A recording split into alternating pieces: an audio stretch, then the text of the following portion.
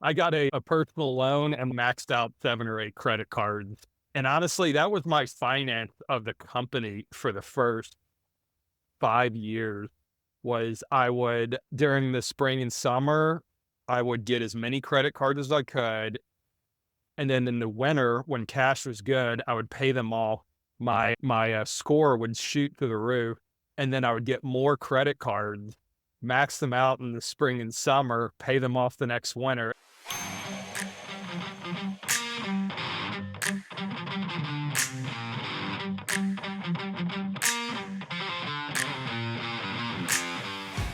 What does it take to turn a simple necessity like firewood into a premium product that enhances every fireside experience? Today on Seek Go Create, we're excited to welcome Leroy Hite, CEO and founder of Cutting Edge Firewood, a company that has redefined the standards for firewood quality and customer service.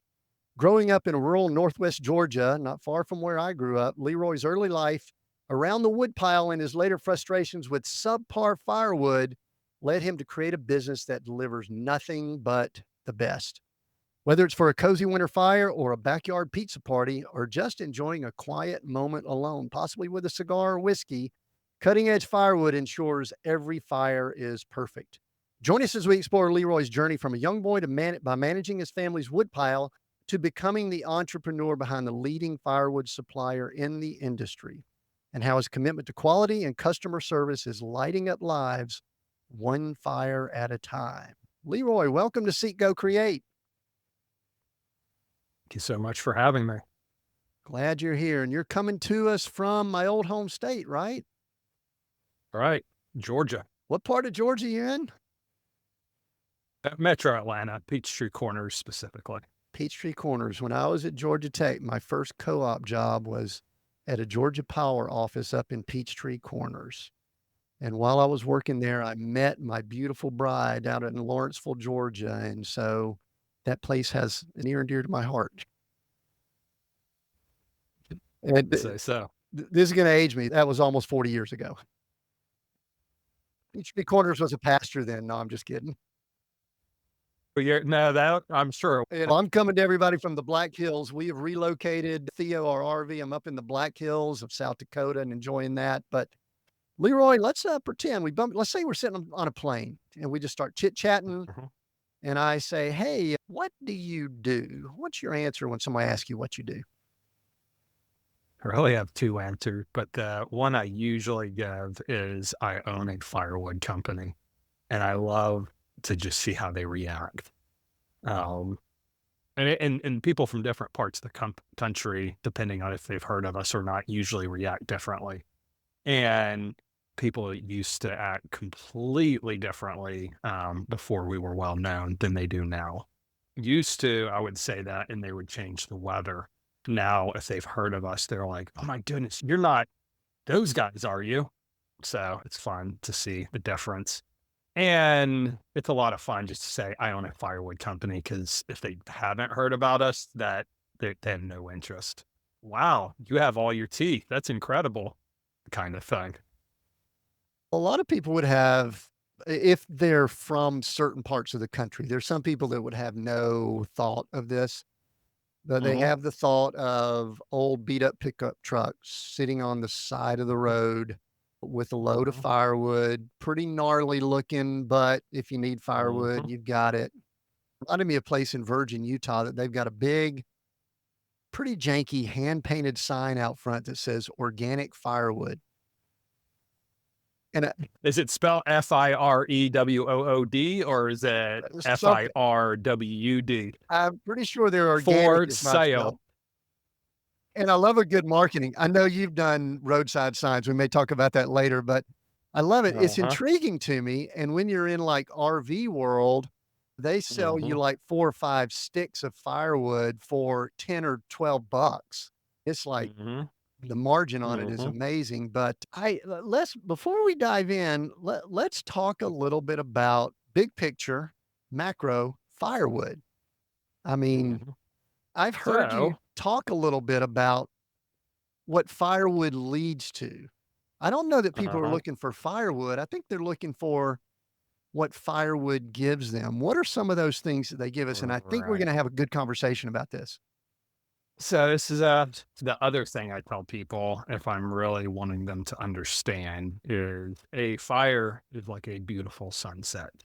There is no one on earth that dislikes it.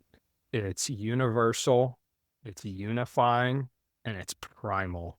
After a stressful day, oh yeah, forgot. You can take a 95-year-old man from Ethiopia and a 3-year-old girl from the state. They will both sit in front of a fire and stare at it.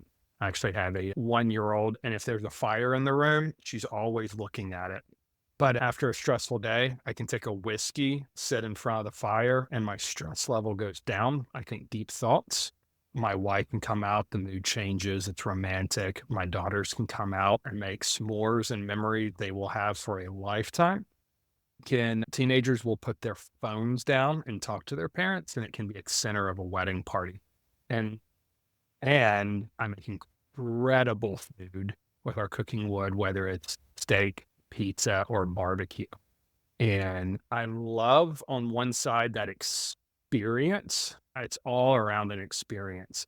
But then on the other side, yes, before we got into the industry, standard was wood set outside for 12 months, would rot, literally have mushrooms growing out of it. The business strategy, the customer service, and that overall customer experience that's so important to me match the product quality of rotting wood. I like to compare it to water, partially because I get a lot of comments like, why would I spend that much on wood? It literally grows on trees, which I say, why do you buy bottled water? It literally falls from the sky. And the industry was basically going into your backyard and getting water out of a puddle, a muddy puddle, and drinking that or using that. And we took the industry from that level, skipped getting water out of a well, skipped tap water, Dasani, Aquafina, and went straight to liquid death or whatever high end fancy smancy bottled water in a glass bottle. And so really it's we've really come in and completely transformed the industry. I can't really think of another industry in the past few decades that was as ripe for disruption as firewood. So that's what It's we've done. it is fascinating to me. And we're going to go through your leadership journey because I do agree from looking at things and from studying you guys, there's been it's one of these things where it's a disruption in an industry that probably no one knew. Now, let me say it this way. Probably no one knew the industry existed. A lot of people didn't.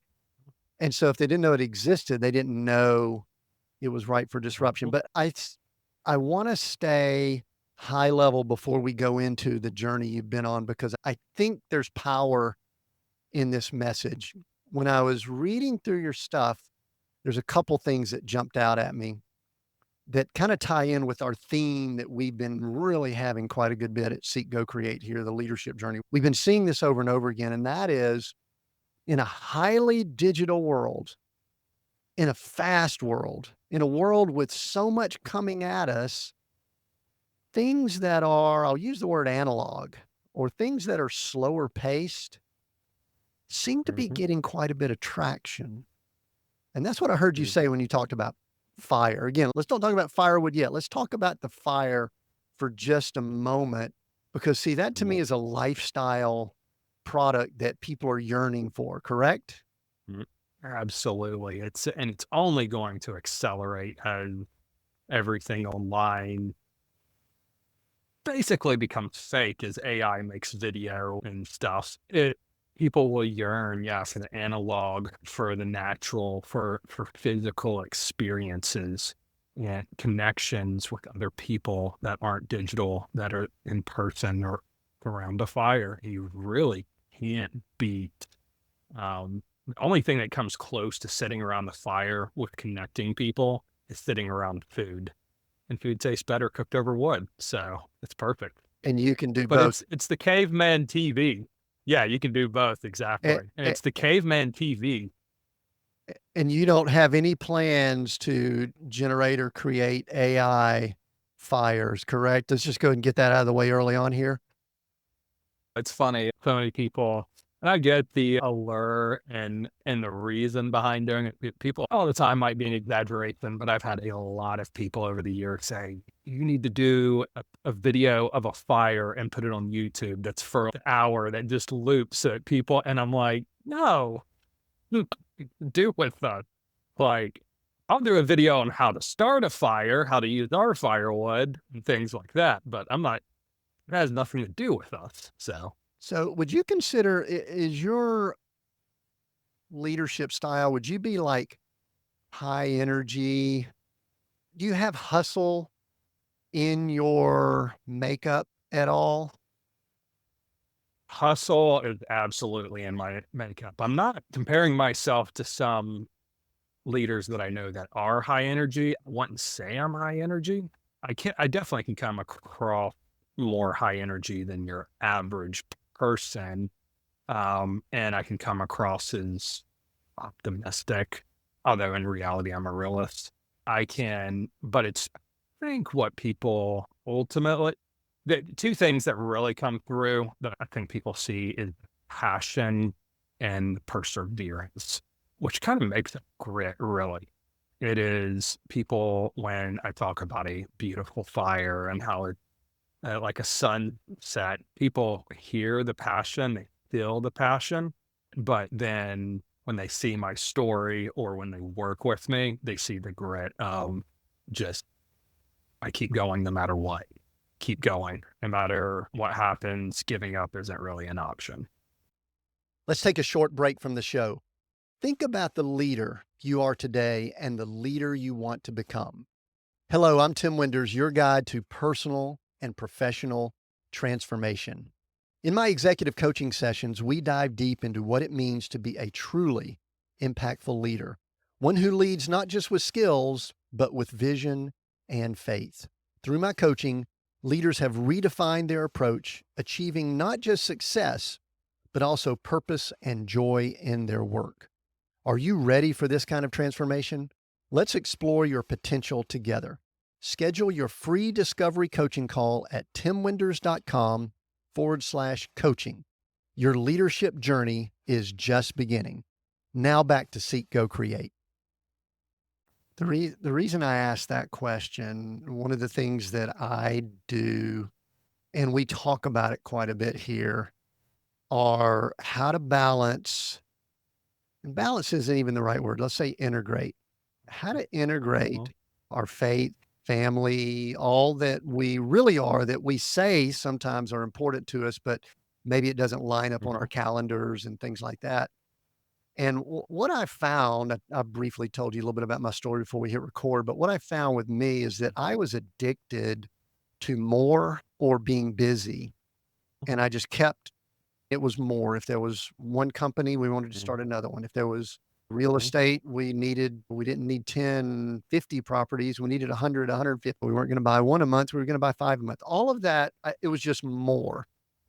So here's what I believe a fire is. Let me connect some dots here because let me tell you what the RV life did for me.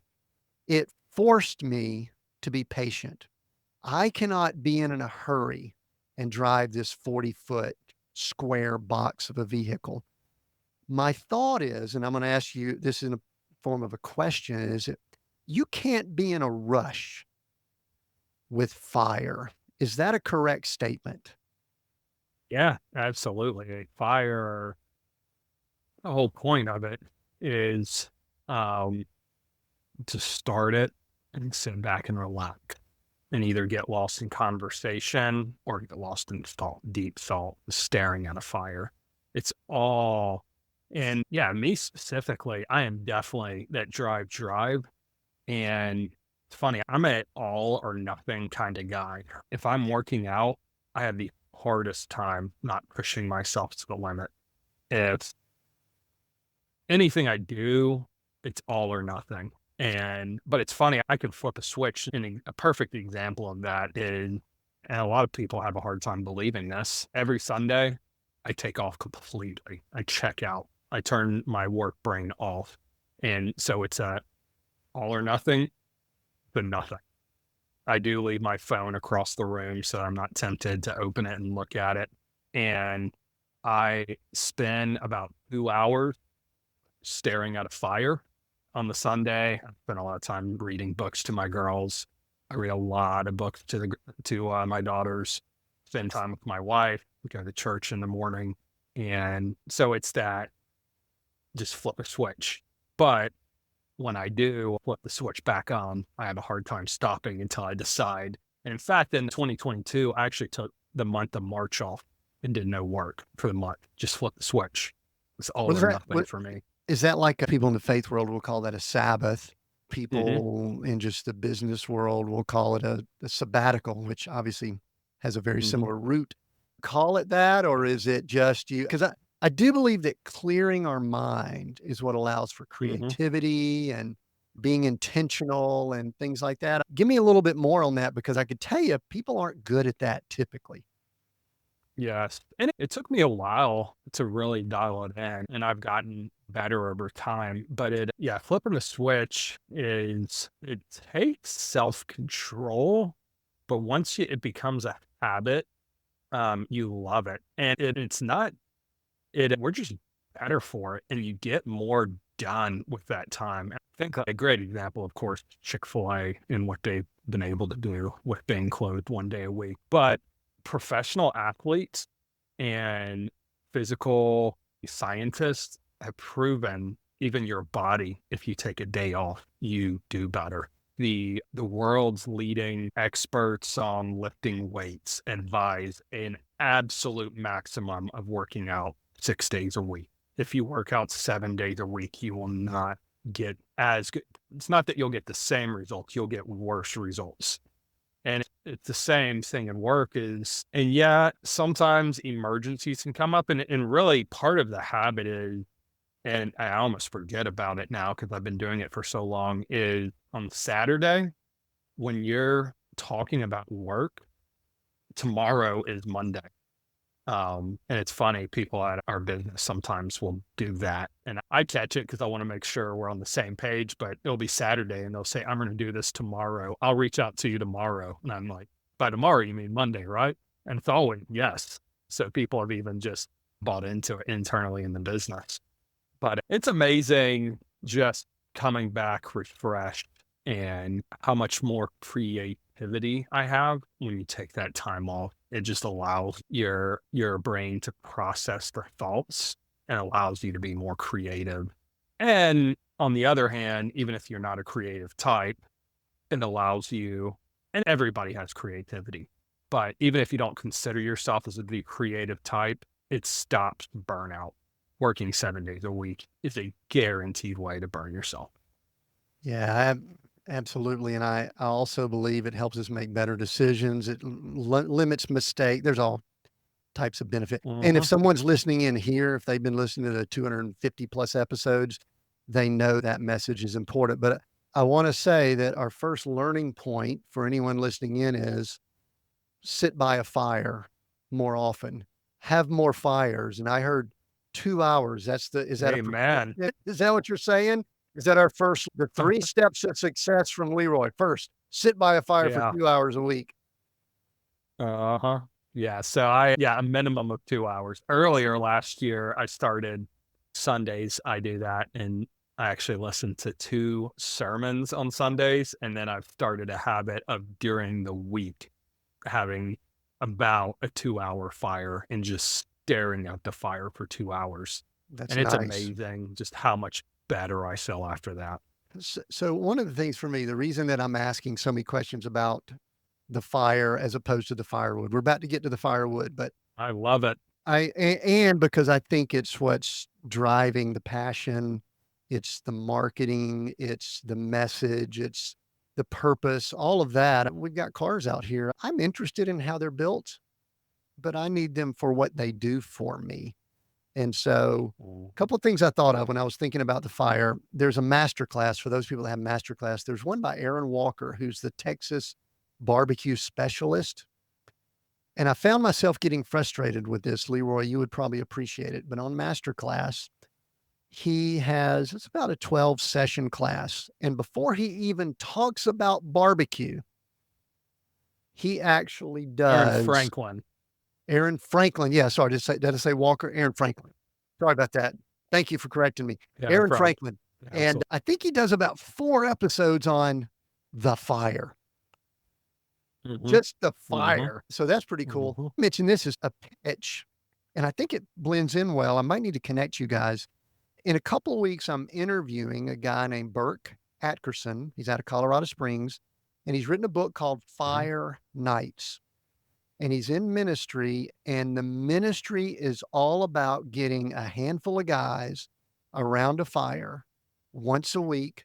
And oddly enough, or interestingly enough, there's sometimes a cigar, there's sometimes a sip of whiskey, and Mhm. it's really all about men connecting at a deeper level, which men are typically not real good at. So I'm just Mhm. mentioning that to you and also to the audience to be looking for that. If I could time it well, I might actually put these episodes back to back and see if we could have the firewood and the fire nights combined there. So anyway, fire definitely Perfect. important, and I like that it brings patience in a world that's hurry up and go fast. So with Mhm. that, let's shift a little bit and let's talk about how cutting cutting edge came to be. And I know there's a lot of story here, and there's places people can go to get a lot of it. But I think what I'd love to do is I know you grew up in Northwest Georgia. I Mhm. think I'm going to force you, Leroy, to give me one or two key things from Mhm. Leroy the early years, okay, that have Mhm. impacted you. Could be positive or negative, something that's driven you, that's gotten you where you are, or something that is called a Scarlett O'Hara moment. As God is my witness, I am never going to blank. Mine is I'm never going to work corporate again. I'm not going to work corporate. And God is my witness Yeah. for the reference. Just a couple of things growing Yeah. up. Obviously, you were Yep. exposed to trees and fires and Mhm. all of that. But what else? What's come to mind when I force you to come up with one or two items? Yeah. Funny, I don't really have the I will never whatever moments when it comes to it's funny because I have it like I do have goals, but they're not goals, they're visions. And I'm just working in a general direction. Um, with the business and growing up, I didn't know I was going to be an entrepreneur. It's hard to, I might make it three. I might break the rules. I never was a rule follower. I grew up Northwest Georgia, pretty poor, one of 8 kids, had a ton of chores growing up and had, I could give so many examples, but tons and tons of chores, yard work. And I remember one of the chores was cutting the grass and trimming the grass. And I remember we had these scissors. We didn't have a weed eater. We had these scissors that I would use to cut around trees and the phone pole. And they were so dull that it was literally a break even whether you should use them or just pull the grass. And so half the time you would see me out there pulling the grass up around the trees and the poles. And that was the kind of manual labor that I grew up in doing. And so I think that really instilled a level of work ethic that I'm not scared to work hard and, which I'm very thankful for. Hated it at the time, of course. But I remember even as a teenager going and helping other people that had kids with yard work, and they would always comment on, "Wow, you have a really good work ethic." And I didn't really think much of it at the time, but looking back on it, I'm like, yeah, apparently I did have a pretty good work ethic. Um, the next one is, and I'll talk more about her probably in the story, but dating my wife when we were 17, working at Chick-fil-A. We got married spring break, junior year of college. Um, and she's been incredible as an entrepreneurial wife. But in that, oh yeah, and then the next one would be during college at Berry College, they had an entrepreneurial program. And I would definitely say that would it lodged something in my head that I could not get out of my head, just the entrepreneurial bug, the spark, the ember, whatever, if you want to do corny puns. But it really did lodge in my head. And while I was there, I started a different firewood company. And I just realized this is completely undisrupted. It's a backwards thing. Like me just sitting down for 30 minutes and thinking about it, I could come up with new ideas to innovate their industry. And so it was a, it's a comparison. It was a completely undisrupted forest that nobody had really gone through to disrupt it. There were no paths. And that was absolutely a turning point that I can look back at and be like, that was a defining moment D- of my career. Can you think, was there any clues to that entrepreneur spirit, entrepreneurism prior? Hmm. But it's a very odd story for someone to say they were in a program or a class. Our daughter actually, she went to High Point University up in North Carolina, and they had an entrepreneur Hmm. program, which I thought it was an oxymoron for someone to be in college and studying entrepreneurship. Uh-huh. You get it, you understand that, but I Hmm. guess it can help unlock it. Were looking back, were there any Yeah. clues growing up that you may have had it other than the work ethic? And I may come back to that later, but Yeah. other than that, something that you said, you know what, I need to make me some money and I'm gonna figure out a way to do it. I think it's work ethic and looking back. And I even knew it at the time ish. I've always looked at things differently than other people. Even in college, I played a lot of Halo and a lot of Halo, and I miss it. It was a lot of fun. Had it That was a flipping a switch that when I started this business and had a daughter, I was like, "Oh, that's gone. That's over." Gave my Xbox to my nephews, and even in that, like, I wasn't particularly skilled, like, in reflexes and being able to but there were other people way more skilled than me, but my strategy and it was just really, my gut strategy, I played differently than anybody else that I ever met, um and like when I think about rules, I always go to there's people think there's either rule followers or rebels. There's a third option, and that is you look at the reason behind the rules. And I did that. Is I look at the reason behind the rules and I try and follow when I agree with them, the spirit of the rule versus the letter of the rule. And so I think those are some kind of instances. It's funny, when I worked at Enterprise, we took this personality test, I think it was. And I when it happened, I was like, "Oh, that is interesting." One of the questions, and I don't remember what the question was, it was ranking your level of independence. I think it like 1 to 50. It was when I was an assistant manager and all the assistant managers were single digit. I want to say they were like 7 to 9. Maybe there was one that had an 11. All the area managers which were our boss's boss, the highest was like a 23. If I remember correctly, I was like a 47. And So I've they been all some of looked at those you things. like, dude, they said, dude, why are you here? Yeah, so I think that was and obviously I had the entrepreneurial spirit lodged into me at that point, but so those were some looking back. It is funny though, now think of me as like extreme creative type. Um, Growing up, nobody thought of me as a creative. And even some of my college buddies have over the last few years commented, "You came up with that? I can't believe that." Kind of thing. But yeah, so One thing related to creativity, I'm gonna ask this before we leave the mhm, early years.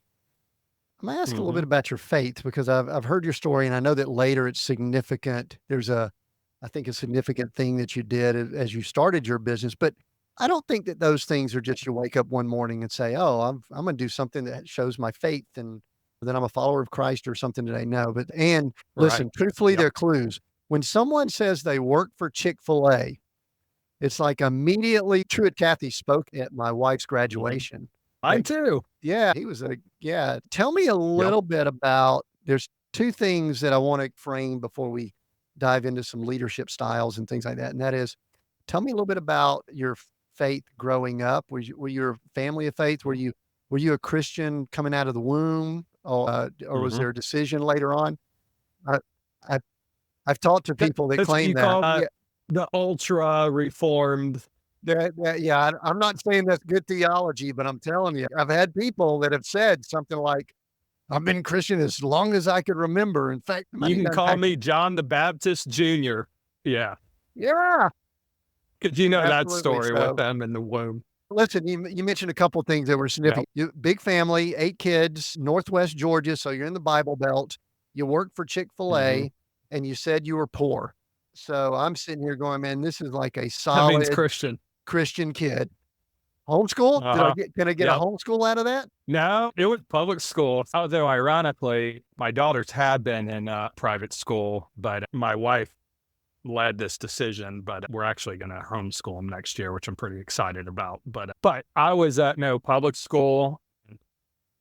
I thought I was going to send my kids to public school, but the world's an interesting place now, and especially with 4 daughters. Very quickly, that just dissolved. It wasn't even like a decision. It was just but public school, and it's a lot of actually that could be another clue to being an entrepreneur. I was really like self-educated. I to give credit to where credit's due, I had a fourth grade teacher that introduced me to the Hardy Boys books, and in the fifth grade, it might still be the all-time record, but I crushed the all-time record in number of books I read. So I basically read all the Hardy Boys books in the fifth grade.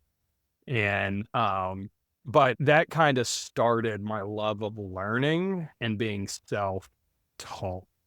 And like in school, I got to where I would just ignore the teacher and I would read history books and read through the science book. And so I was really self-taught, even though I was sitting in class, I would use that time to teach myself.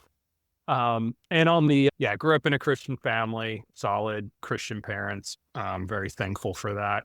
And so with that, my love of reading at an early age, started reading through the Bible, read through it multiple times. Yeah, and I have a very useful skill set. I'm not the best at memorizing, but I have a phenomenal skill to remember the gist, the summary of what I heard. How that played out in college is I could sit in classes, not take notes, not study for the test, and I would make an A or a B usually. And but so I read through the Bible many times and got a good understanding of it. And yeah, and I put my faith official it as I grew up, it became official. You leave your parents' faith and it becomes your faith at some point. High school and into college, that definitely happened to me officially. But there's never a time, as long as I can remember, that I wouldn't have called myself, um, that you wouldn't have looked at my life and thought, yeah, he's probably a Christian. Along those lines, with the business, something that cool that are along those lines are is we've had a few customers ask our customer service department, "Are y'all a Christian business?" Solely because of our level of customer service, Right. which I think is a big compliment. Yeah. Technically, a company cannot be saved. There cannot be salvation for a S corp, C corp. Again, theological stuff Yeah, here, yeah, but the yeah. leader, the founder of the Mhm, company can run with principles, and it's when we share love. I'm doing a deep dive study on the kingdom of God right now, and a lot of it's going to spill over into mhm, business. What does that mean mhm. for business standpoint? Do you think that cutting edge would exist if your faith wasn't what it was?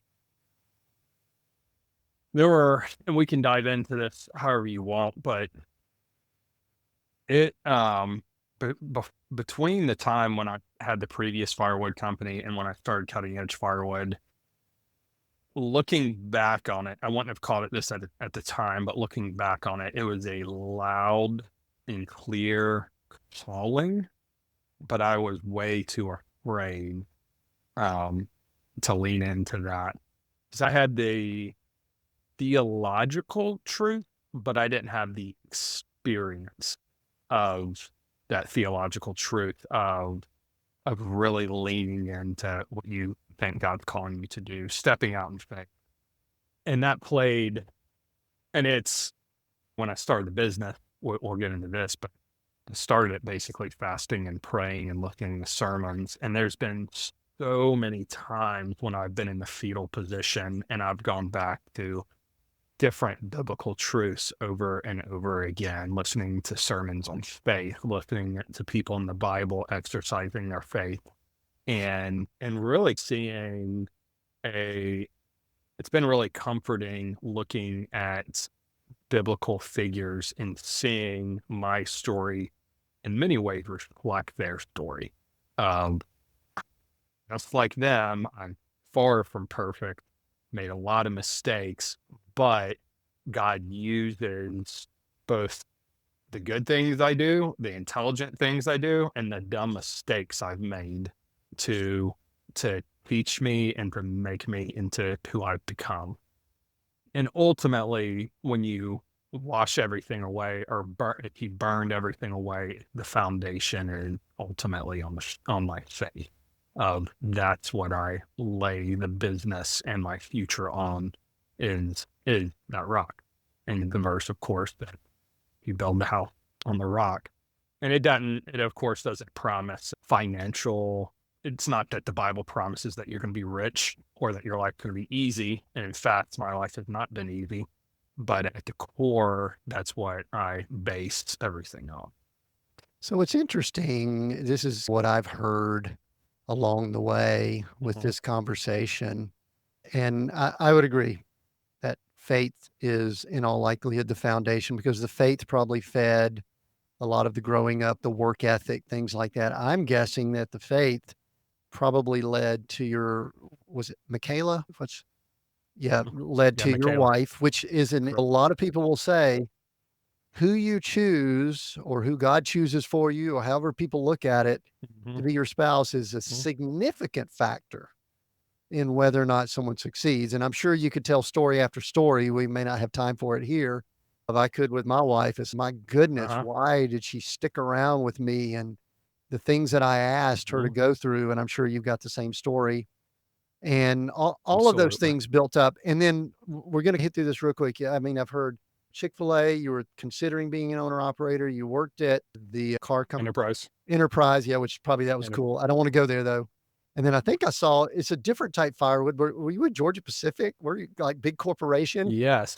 That's a Yeah. firewood Yep. company. They hope the wood doesn't burn there, but yeah. Okay, Um, sorry. But I think everything. I do believe the path that yep. God leads us on is a preparation for getting Mhm. to a place, and it's not as if we arrive. It continues. It's why we call this the leadership journey. That's part of Mhm. the journey. So and then the two things I heard there, these are kind of church words we're using, and so called and that you fasted and prayed and it led to this business starting and things like that. And some people Mhm. have trouble understanding that called. Let's don't get into the fasting and praying. I think it's just a way of clearing our head. Can we leave it at that and move on for Mhm. maybe someone Yep. listening going, how does that work? Yeah, we're not going to do a Yeah. teaching on Hot fasting and praying here. yeah, and for the record, that was the first time that I'd ever done it, and it was spur of the moment. It wasn't even planned. Um, It was yeah. spur of the moment for Um, you. It was probably not spur of the moment for God. yeah, probably. I think that's theologically correct for sure. So what year did Cutting Edge get started? Let's tell a little bit about that story in the time we've got left here. So Cutting Edge, this was you went Mhm. through a lot of items that were probably preparing you truthfully for starting this Mhm. company, this business. You had done the thing in college and all of that. So what year are we at with Cutting Edge and the fasting and the prayer that you did and then bam, let's start a business. 2013. Yeah, 2013. So now we're talking about 10 or 11 years. and you started the Mhm. business and it was money in the bank and everything was just super duper right out of the gate, and you've been living the dream life ever since, right? Oh, what's his name? My mind's gone blank. The cut up your credit cards guy. Dave, Yeah, Dave. Yeah, I'm Dave Ramsey's worst nightmare. are you the guy he I talked against? Yeah, we did that with real estate too. Did you build your company on credit cards?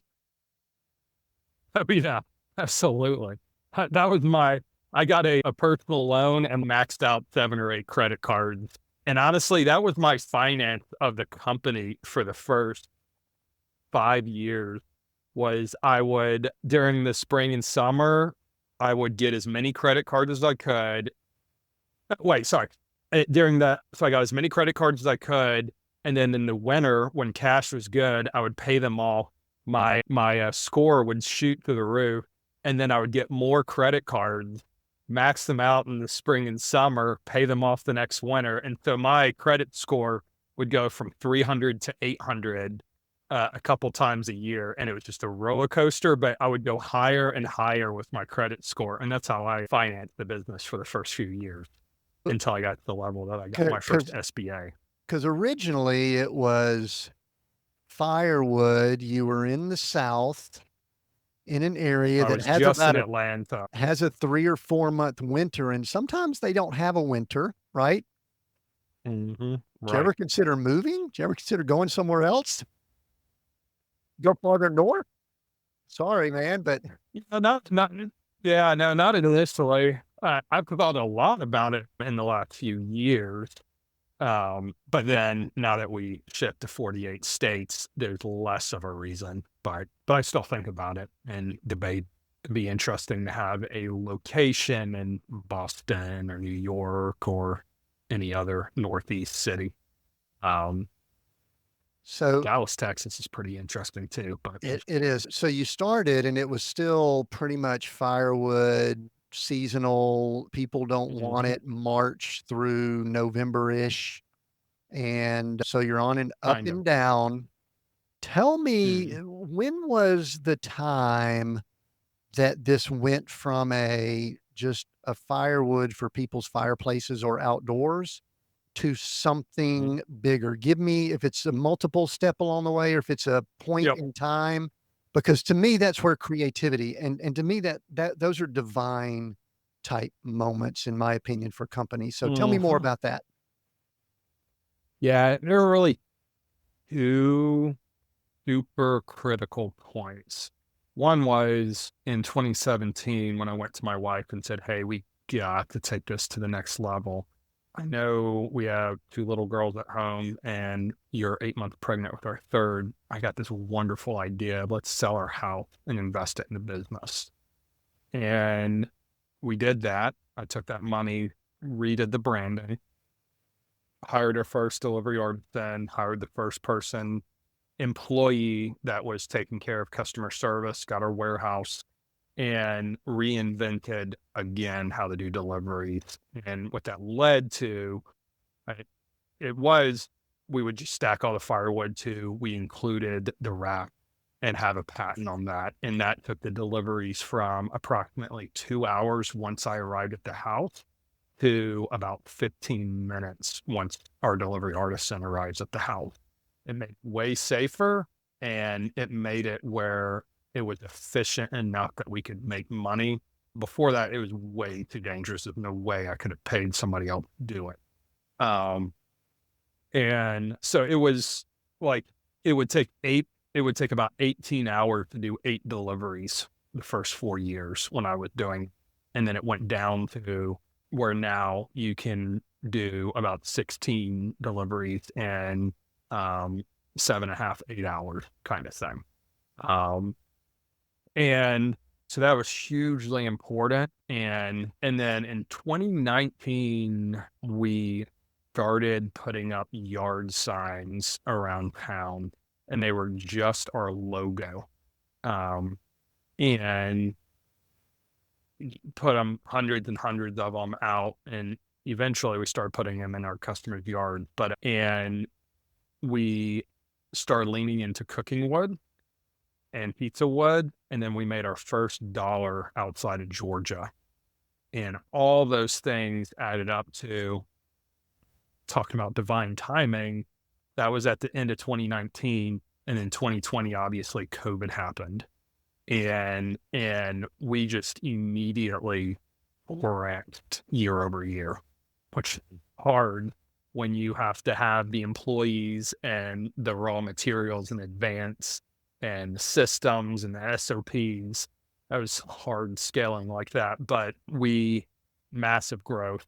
But and so the cooking wood and firewood, the cooking wood and pizza wood went from essentially probably of a percent of our revenue to 20% of our revenue, while our overall revenue 4x.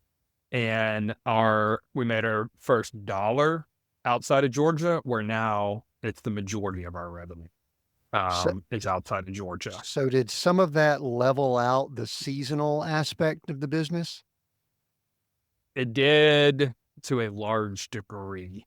We'll do in our best month compared to our worst month, three and a half times as much. Whereas it used to be, it was about 15 times as much in our best month versus our worst month. So it's still quite seasonal, but it's a lot better than it used to be. Yeah, I love the industrial and systems engineer at Georgia Tech is getting excited in me. You talking about that process and delivery improvement. Was that the same delivery that you do outside of the Georgia market, or are you just shipping, or what have you Just done shipping to, outside. I mean, because it's not as if firewood, cooking wood is a light product. Correct. Tell me a little bit more about that, what that Mhm. looks like. Yeah, really, we build it into the business model. We build it into the price, and it's not cheap shipping it, but because it's the best, people that want the best are willing to pay a premium price for a better experience. And really, if you look at it and you're like, why are people paying that much more for wood? You'll never understand unless you make the leap to, oh, they're not paying for wood, they're paying for an experience. And people will pay a premium for experiences.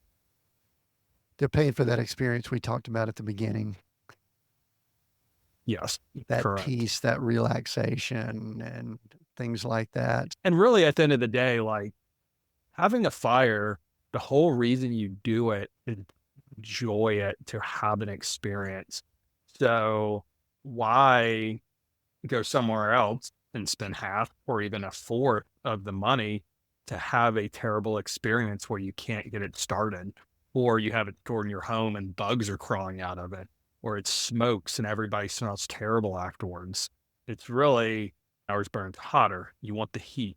You want it to burn longer. You want the ambiance. You want the lively flame. You want the amazing aroma.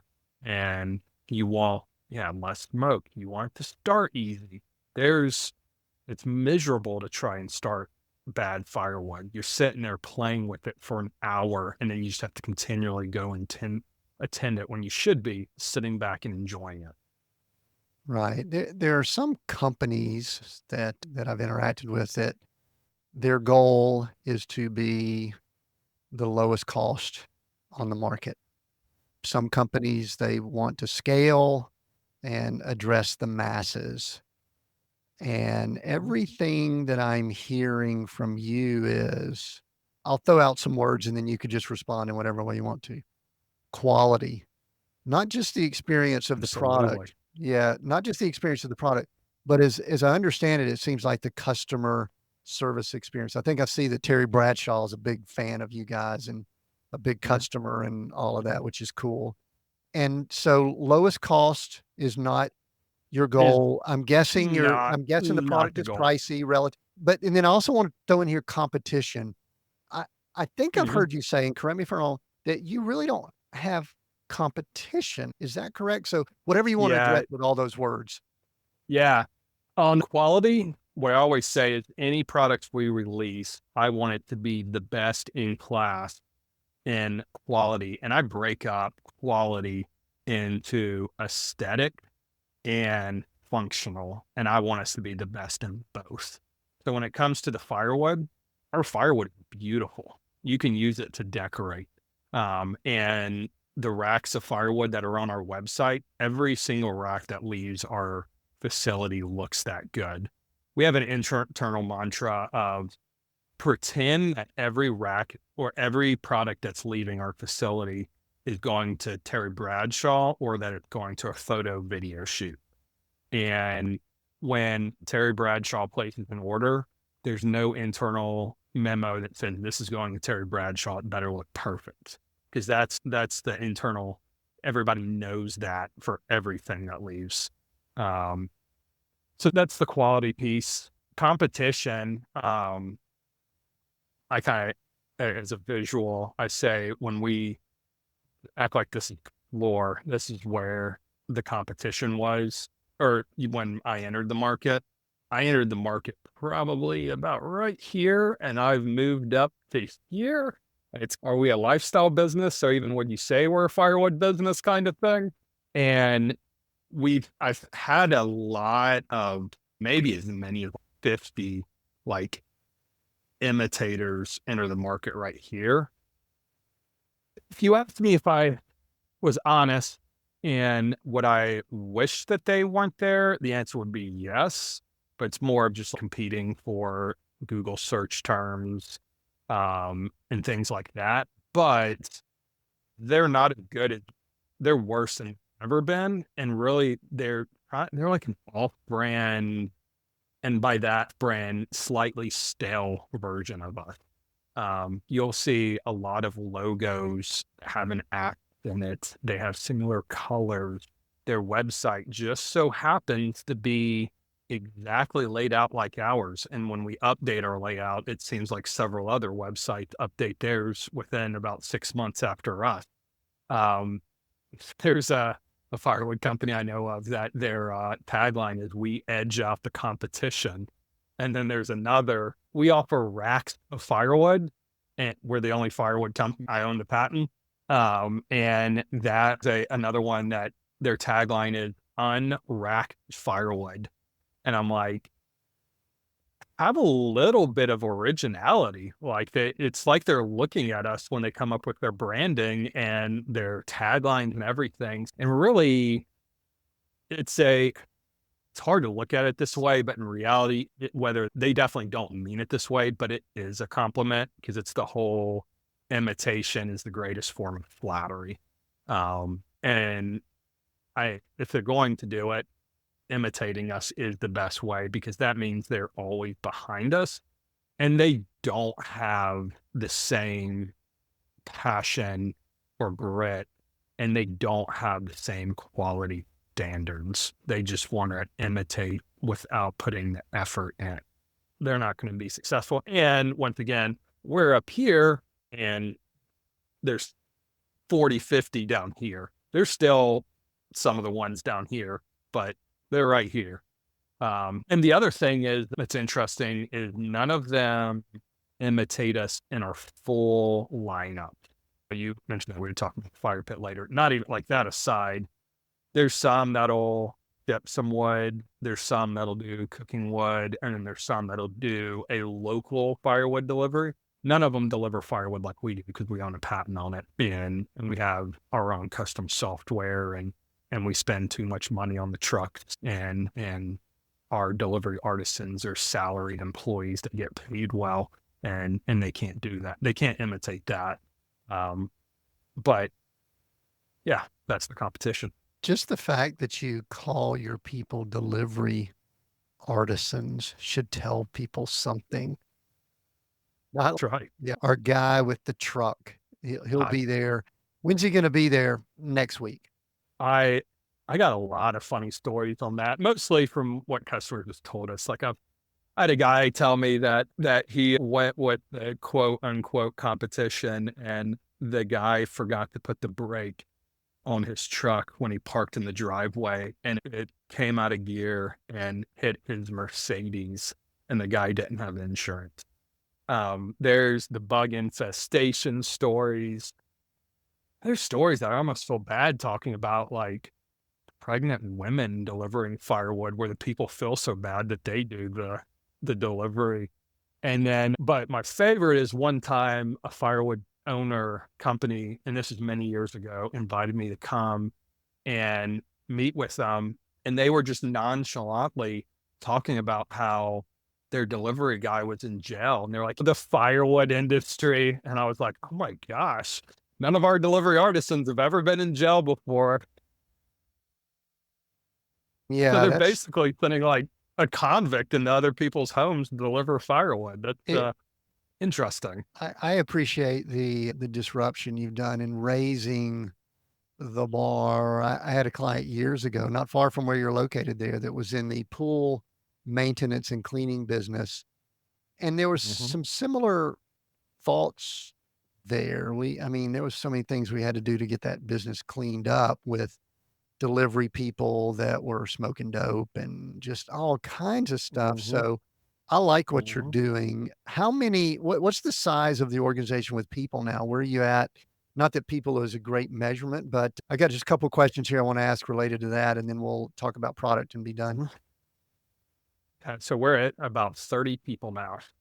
Excellent. And tell me about your current leadership style, whatever you can tell me about it, because I'm sure Mhm, it's grown from 0 to mhm. now 30. That's a great sweet spot. A lot of the clients I work with I'm are just right a at guy that that level. started a firewood company.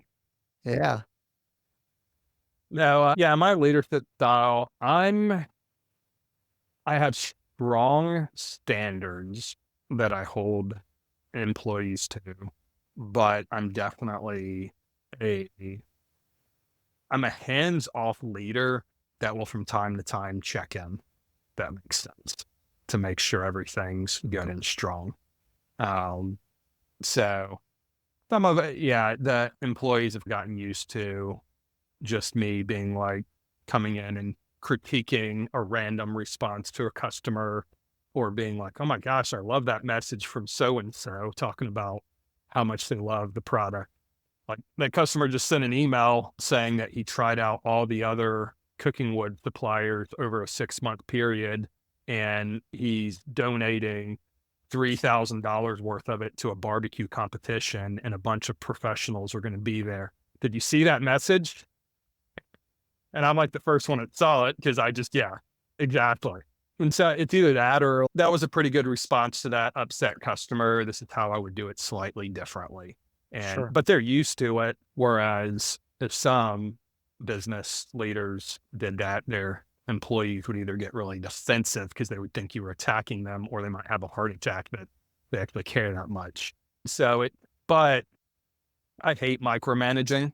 And I've over the past few years actually struggled a little bit, and it's been a learning time for sure that I've always wanted to just hand off things as soon as they say, "I've got it." But in reality, most people, when they say, "I've got it," they don't quite got it. And you need to stay involved and give them additional feedback for a little while longer and make sure they've really got it. And then you slowly back away. Whereas I want to be like, here, catch this. I'm going to do this new idea kind of thing. Are Cause you I'm starting to definitely, see some leaders and a leadership team develop with 30 people? You're probably starting to identify that. yeah. Yeah. And yeah, we have a leadership team and it's grown definitely over the past years. And we have our director of operations to be a great people's leader. And with me, can step in and coach and lead people? Yes, but it's not what drives me. And I want to be more of, I want to come in and give people high fives and tell them great job and get people excited and then and then think about which of my 50 ideas in my head I want to prioritize and do next. How can I reinvent something that's already been reinvented? I constantly go through the business and I'm like, I know I reinvented how to do a local delivery. Are there any other things that I can, and I have ideas how to reinvent it again, but should I focus on that or should I focus on this other idea? That's one of the most difficult things that organizations moving from the entrepreneur, the person that's task, get it done to now moving in a strategic type mode. Mm. That's primarily the work that I do now. And one of the cool new things you Yep. came up with, and this is where we're going to transition. We're right up at the end of our time here. I want you to tell us a Mhm. little bit about the wood because we didn't talk a lot about, we talked about the fire, which to me is the most important thing. However, I want to finish up Absolutely. because I know you could probably tell us about the breadth of the type wood that you've got. And then I want you to lead Mhm. into this new cool thing that I'm looking at on your website right now, which will include links everywhere to this fire pit that is like some kind of space age deal that looks cool. So tell us about the wood and then the fire pit. And then I've got Yep. one more question before we finish up. On the firewood side, we have premium oak, we have artisanal hickory, wild cherry, orchard apple, and redolent. And we have that in premium, really luxury boxes that ship to 48 states. We have it locally in several cities in the Southeast and what our firewood rack, our delivery artisans deliver. And then we have our ultimate package, which are 5 of those racks that come, and they come with a hand truck so that you can easily move it around and some other goodies. And then that's, of course, what Terry Bradshaw buys are the ultimate packages. And in the cooking wood, we have post oak, we have hickory, cherry, apple, maple, pecan, and then we have Savannah heat. Savannah heat, everybody, what is that? It's a wood that comes from Africa. It's an invasive species, so it's actually good for baby cheetahs and rhinos if you use it. So just you can just buy it and burn it just to help the environment. Um, and then we have wood for different size pizza ovens. And everything when it's fresh is cut down and put into a big oven where it's dried out, and then it's stored inside, and it is literally hand selected.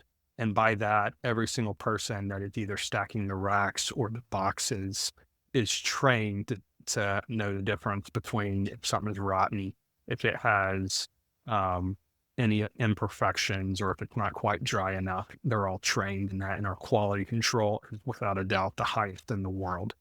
And yeah, so those are the different firewood and cooking wood and pizza wood species that we have. Um, and what that does, it comes back to ultimately is the product quality, which goes to the experience. On the fire pit, so around a lot of fire pits in my time, um, the number two most common complaint that I always heard was the firewood smokes. So we fixed that with higher quality firewood. Um, and they have of course, the smokeless fire pit that also helps some. But the number one complaint I always heard is my feet freeze. You can hold your hands over the fire for your hands to be warm, but my lower body or my feet freeze. Or even my kids put their feet up on the fire pit and melt the bottom of their soles. So we have started taking pre-orders and are launching the world's first thermoelectric fire pit. What that is, smokeless fire pits have 2 layers.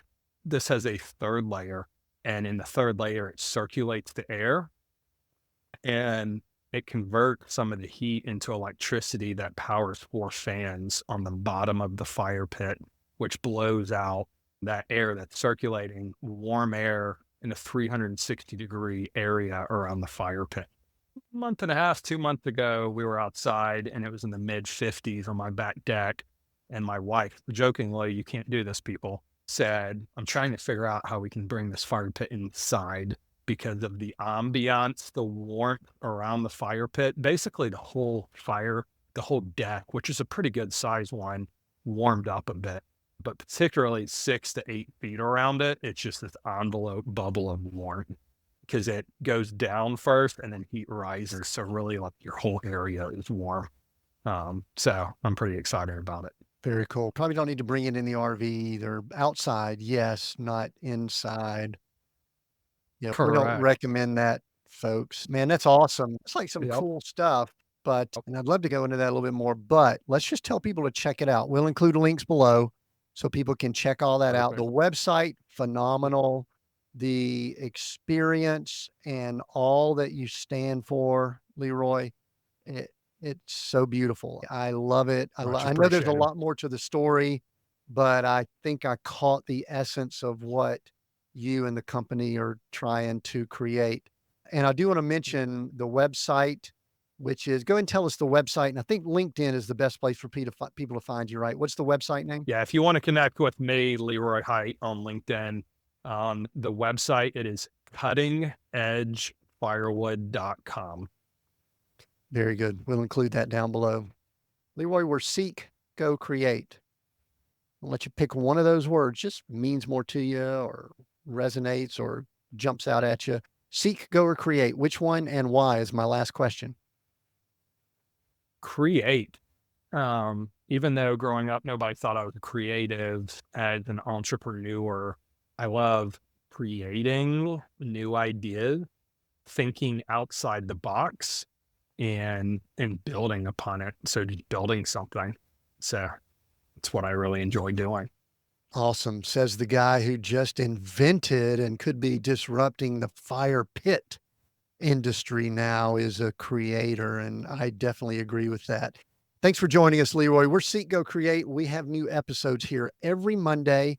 Continue supporting us. You could go to seekgocreate.com/support and you can buy me a coffee or a whiskey, or you can contribute some funds and I could get me some high end firewood and maybe that fire pit we just talked about when it's released. So, anyway, you could leave as little as a buck or all the way up to whatever you would like and leave comments there. So, listen, I appreciate you being here. Check out everything that Leroy talked about. That is a phenomenal business. We'll include some links also to some other episodes where he's gone in deeper detail on the business and things. I just wanted to catch some of the high level things that he's doing. And I think we did a great job of that. Thanks again. Until next time, continue being all that you were created to be.